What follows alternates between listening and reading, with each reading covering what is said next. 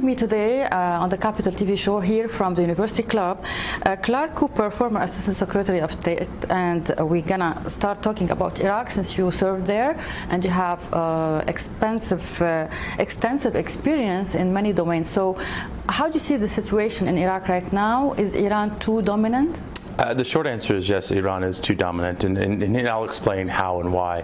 One, of course, is the presence with the militia groups and the political parties in Baghdad. We globally have seen Iraqis actually stand up against this over the years. This is not new. The average Iraqi does not want to be a vassal state or a puppet state of the regime in Tehran.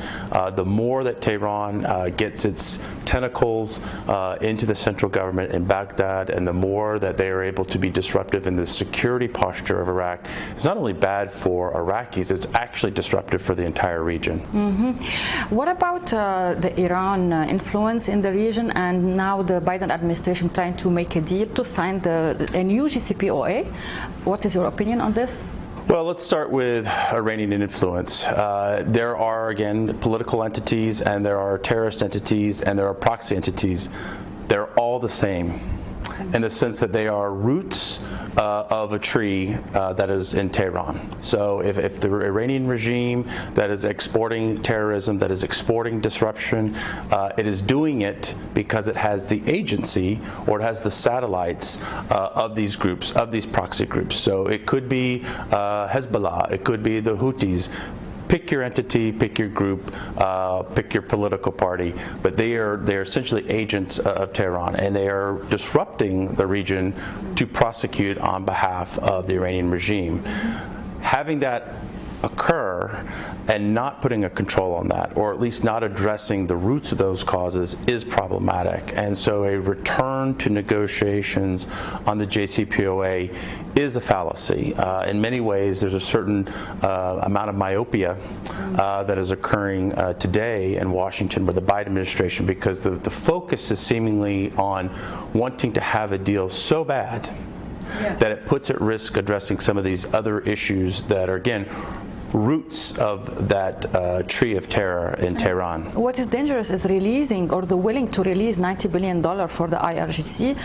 What do you think about the opposition of General Mahdi, chairman of the Joint Chief of Staff, opposing releasing the Quds Force from the blacklist? Yeah, well, that's a good question, Maria, because what you're referring to is in a recent Senate hearing, Senate Armed Services Committee hearing, where that was posed to him specifically.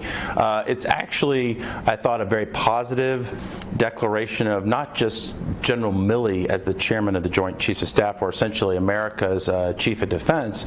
It was really a reflection of the concern in the broader interagency in the United States. And though that's inclusive of not just military personnel, that's also your intelligence agencies and your diplomatic corps, there's a broad, deep concern across the interagency of being too acquiescent to Iran and being too loose or liberal with those parameters of negotiation. Can you explain your role or your mandates regarding a war on terrorism during your tenure as Assistant Secretary of State for Political Militaries during Trump administration? Sure. So it's a global portfolio, and quick to start is that the Secretary of State, so of course the Secretary at the time was Mike Pompeo, but the Secretary of State for the United States has all the authority or the imprimatur on everything that is security cooperation or security assistance. And what does that mean? That could be arms transfers, transfer of technology, and annually that's about $170 billion or $190 billion in transfers of tech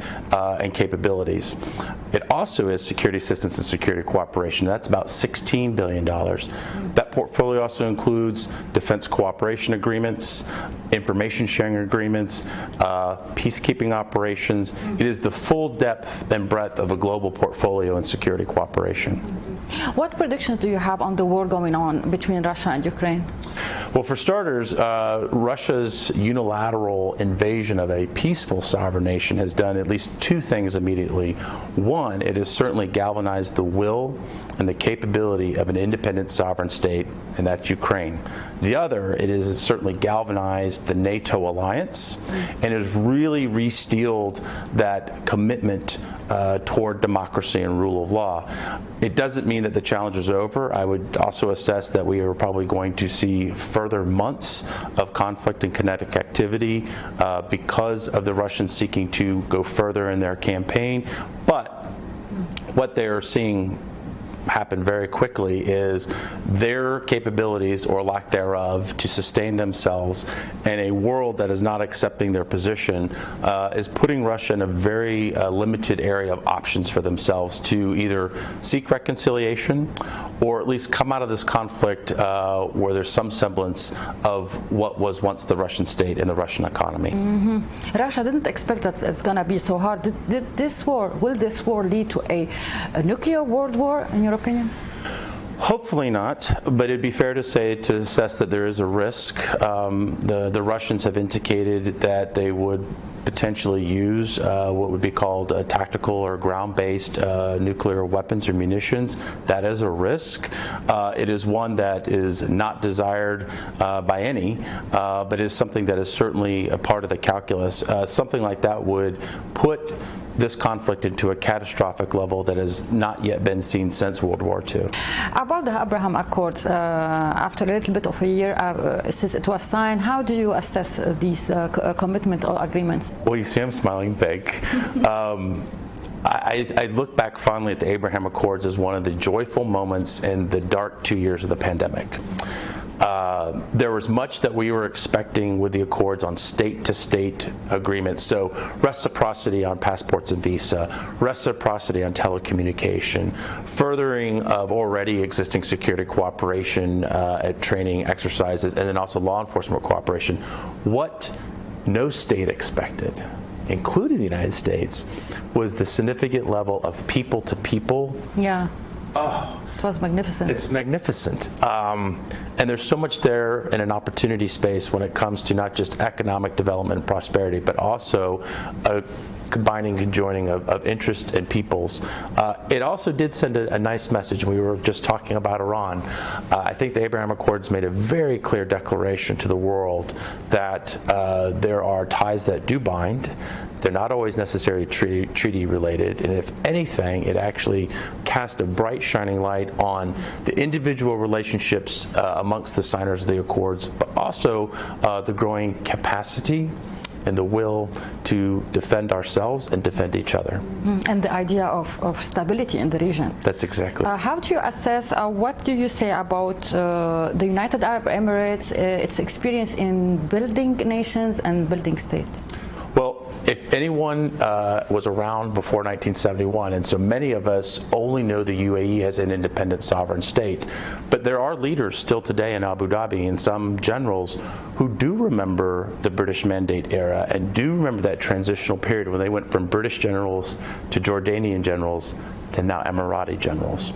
And that's one small example, but if one looks at a 50-year period, it has been a rapid pace that is almost neck-breaking, looking at the speed of where the UAE has come from in such a short, tiny period of time. Much of that, of course, initially driven by the oil industry and the finding of those resources. But the UAE has worked very hard to diversify sources of income and actually expand their role in the world in the multilateral fora, as well as building bilateral relationships. Again, an unprecedented speed for a state to rise. 50 years is a very short period of time, but they're really looking good at Hamzeen. That's wonderful. The Emirates now, it's under attacks. They have these Houthi threats, and what is the message they are trying to send? And is it a reflection of a failure of this administration or the American withdrawing from the region? How the UAE can face these threats? Well, so let's start with going back to Iran and their very clear posture to the world. They are unapologetically a disrupting force. Those attacks were occurring before JCPOA, during a JCPOA, and after. There's no sign or indication that any kind of nuclear agreement is going to throttle that back.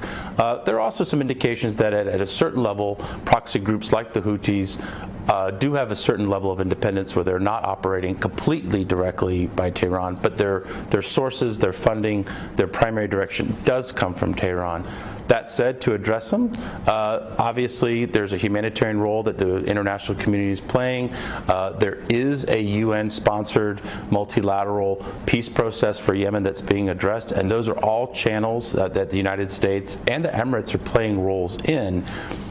But it doesn't mean that we should not build up a strong, integrated air missile defense program, not only for the Emirates, but also that's something that could be addressed for the region. That is something either the Biden administration or a future administration could take on, which is to look at a much more robust, integrated air missile defense, inclusive of an integrated maritime defense. Sovereignty starts at home.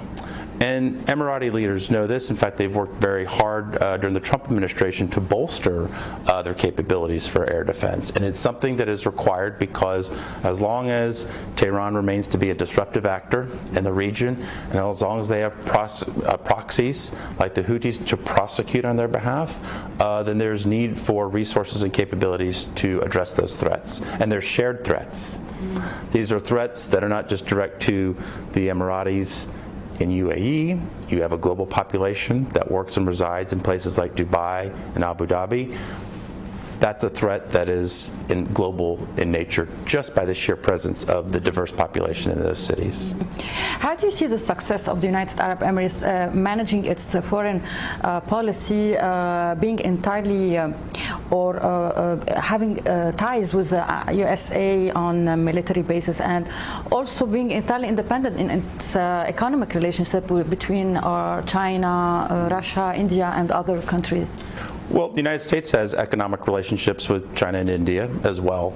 But one of the things that's very important to remember here is that when it comes to security cooperation, the United States and the Emirates have a very well-established and even a more maturing level of trust over the years. The first security cooperation agreement was an information sharing agreement back in the 1980s, and then there was an acquisition and sustainment agreement. And this fast forward to 2019, the United States and the UAE have a defense cooperation agreement. So you can see there's been these steps of an increasing mature relationship.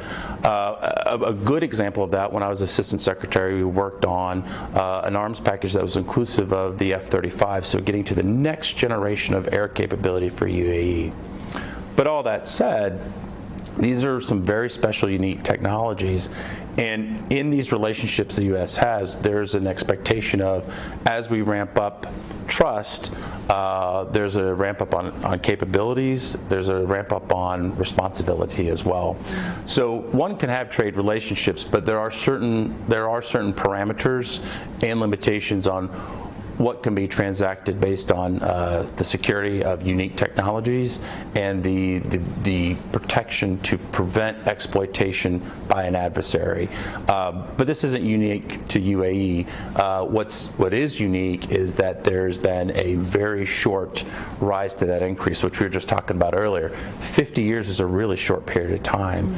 And to see the UAE go from a GSOMIA, or a General Information Sharing Agreement, in the 80s to a defense cooperation agreement in 2019 is very, very impressive. But it also means that there's some new level of expectation with each other. You were a high official promoting good environment policies in Florida, and also you worked at the U.S. Park Service. I was an assistant director of the Park Service, which is National Park. Yeah, how do you assess the achievements in environment of the UAE, and especially the climate change? They have like their own policies, and they are going fast in achieving like green energy. Yeah, well, the UAE has to go fast, right? And it's not just going fast for the sake of development or for the sake of making the claim.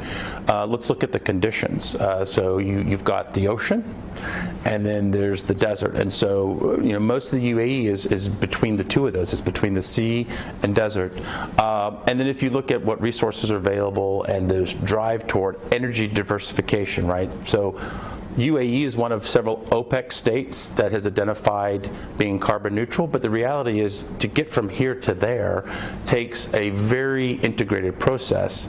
And it's not just converting from petrochemicals or oil or fossil fuels to green energy or renewables like solar or geothermal or what have you. It's addressing conditions. And so the UAE was very quick to recognize that things like water scarcity is something that they have to address for themselves, but is also technology they can share. I want to go back to the Abraham Accords. One of the things that is coming out of the Abraham Accords that was not initially foreseen at the time of the development is to address areas of conditions that are being driven by either climate or climate-driven conditions. So again, water scarcity, food insecurity, and mixed migration. The UAE has looked really hard at how they can meet certain goals, but also be realistic about adaptation. And I've been very impressed to see the Emirates look at it from an adaptive process, not just a high-minded theoretical issue, but looking at the realities of today of how do we diversify and transition, but then how do we make sure that we have enough water for a growing population? Again, I go back to that 50-year period, very big shift in population from 1971 to 2021. Yeah, thank you so much, Clarke Cooper.